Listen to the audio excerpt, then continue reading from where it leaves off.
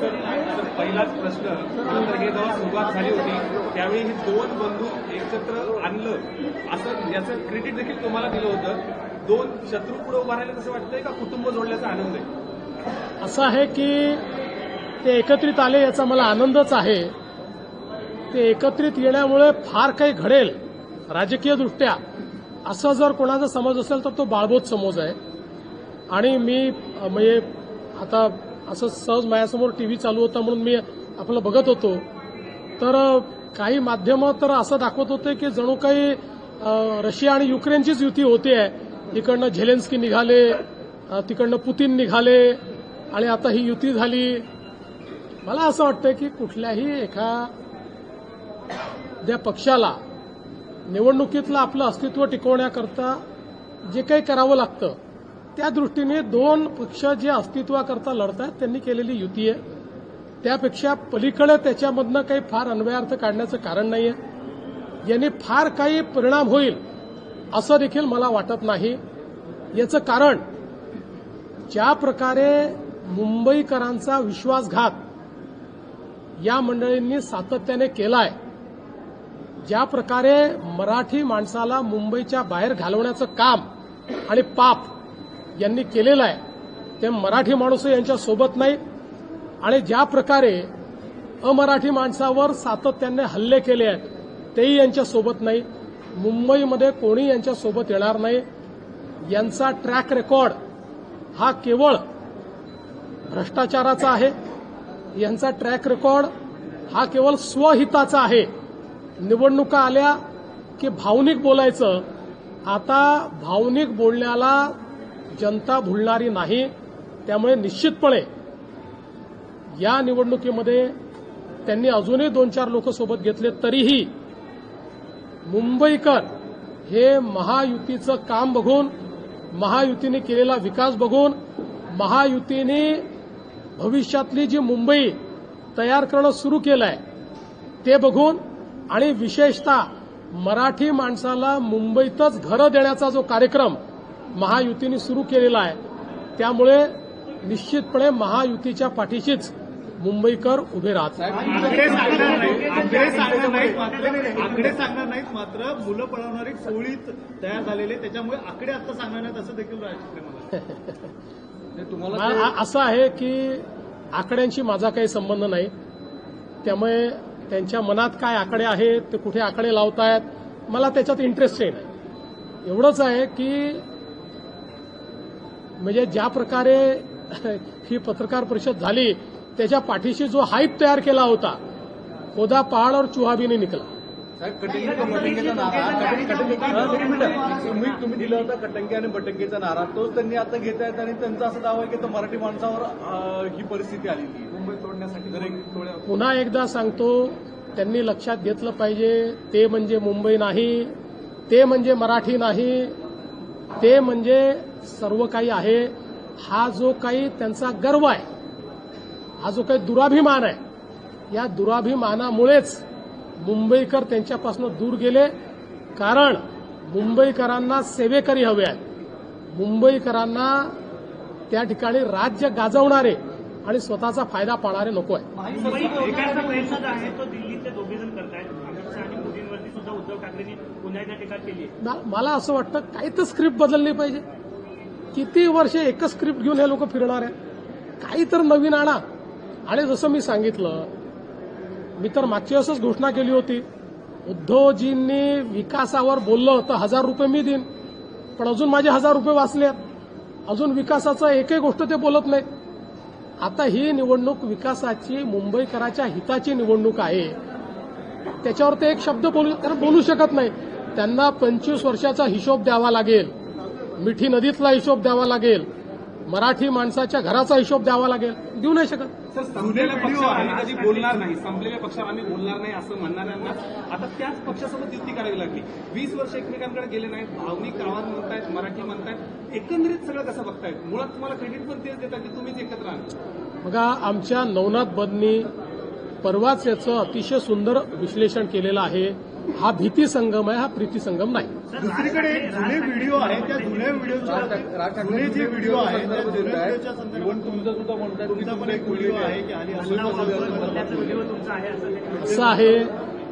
Video तर काही तयार करता येतात, पण एक गोष्ट स्पष्टपणे सांगतो, अख्ख्या दुनियेला माहिती आहे देवेंद्र फडणवीस पैदाच हिंदुत्ववादी झाला, हिंदुत्वात पैदा झाला, हिंदुत्वातच मरेल. फक्त मतांकरता भगवी शाल घालणारे आम्ही नाही, फक्त मतांच्या करता रोज मत बदलणारे आम्ही लोक नाही. आम्ही हिंदुत्ववादी कालही होतो, आजही आहोत आणि उद्याही राहू. आमचं हिंदुत्व जनतेने पाहिलेलं आहे आणि त्यांना ते मान्य आहे. परप्रांतीयांना देखील आता मुंबईकर म्हणा असं देखील आता सुरू झालेला पाहायला मिळतं. गेल्या काही वर्षांपासून आजच्या प्रेसमधून जवळपास दिसून येतं की परप्रांतीयांना प्रत्यक्षरित्या मला आनंद आहे. किमान निवडणुकीत मत मिळवण्याकरता तरी आता त्यांनी आपलं मत बदललेलं आहे. नेहमीप्रमाणे पलटी मारलेली आहे, पण ही जी मारलेली पलटी आहे ती सुखावं आहे. त्यामुळे त्याच्यात त्यांनी तसंच राहावं, उद्या पुन्हा त्याच्यात बदलू नये. पण शेवटी जुनी पापं तर आहेत ना, ती लोकांनी बघितलेली आहेत. जुनी पापं धुता येणार नाहीत. काही मंत्री खास करून नितेश राणे किंवा असे मंत्री हिंदुत्ववादीकडे सगळी भूमिका घेऊन कुठेतरी ह्या सगळ्यांना पोलराईज करतायत आणि यामुळेच भाजपला फायदा होईल असं देखील एकत्रित सुरू त्यांनी सांगितलं. असं आहे, मुंबई आणि महाराष्ट्र हा हिंदुत्ववादीच आहे. जे लोक हिंदुत्ववादापासून फारकत घेतील, जे लोक त्या ठिकाणी लांगुल चालन करतील, त्यांची काय अवस्था होते हे विधानसभेच्या निवडणुकीत त्यांनी बघितलेलं आहे. आम्ही हिंदुत्ववादी होतो आणि आहोत. आम्ही संकुचित नाही आहोत. आमचा हिंदुत्ववाद हा केवळ पूजा पद्धतीवर आधारित हिंदुत्ववाद नाही आहे, तो भारतीय जीवन पद्धतीवर आधारित आमचा हिंदुत्ववाद आहे. या भारतीय जीवन पद्धतीला स्वीकारणारा, भारतीय समाजाची, हिंदू समाजाची जी मानकं आहेत त्यांना जो मानतो, प्रभू श्रीराम हे केवळ देव नाहीत, हे आमच्या संस्कृतीचं मानक आहे. त्यामुळे जर प्रभू श्रीरामांना कोणी मानत असेल तर त्याची जात धर्म आम्ही पाळणार नाही, त्याला आम्ही सोबत घेतलेला आहे. आमचं हिंदुत्व व्यापक आहे, पण आम्ही हिंदुत्व सोडणार नाही, सोडलं नाही. त्यामुळे पलटी मारणाऱ्यांनी आम्हाला सांगू नये. घोषणा होणार आहे कारण की त्याची आकडेवारी क्लिअर येणार आहे. आमची युती अंतिम टप्प्यात आहे, लवकरच आम्ही त्याची घोषणा करू.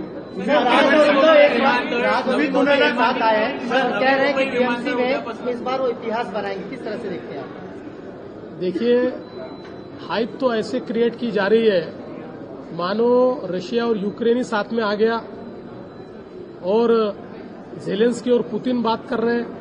इस प्रकार की हाइप दो पार्टियां जो अपना अस्तित्व खोज रही है, जिन्होंने अपना अस्तित्व गंवा दिया है, जिन्होंने बार बार भूमिकाएं बदलकर लोगों के बीच अपने बारे में अविश्वास पैदा किया है, जिन्होंने तुष्टीकरण की नीति को अपनाकर एक प्रकार से अपना वोट बैंक खो दिया है, ऐसी दो पार्टियां साथ में आई है, तो उनके साथ में आने से कौन सा फर्क पड़ने वाला है? ये तो दोनों अपना अस्तित्व बचाने के लिए साथ में आए हैं. अस्तित्व बचाने के लिए साथ में आकर कोई चुनाव नहीं जीता जाता.